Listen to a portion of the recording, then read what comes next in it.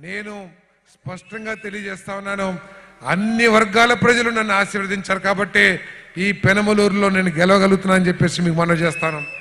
నేను నామినేషన్ వేసిన రోజు, నేను నామినేషన్ వేసిన ప్రతిసారి ప్రచారం మొదలవుతుంది, సారథి ఓడిపోయాడు పెనమలూరు తెలుగుదేశం అని. కానీ అన్ని వర్గాల సహకారంతో ప్రతి ఎన్నికలో కూడా గెలుస్తున్నాను. అది నా జీవితంలో ఎన్నడూ కూడా మర్చిపోను. పెనమలూరు నేను ఎక్కడున్నా కూడా పెనమలూరు ప్రజలకి నేను రుణపడి ఉంటానని చెప్పేసి మీదకి మనం చేస్తామని.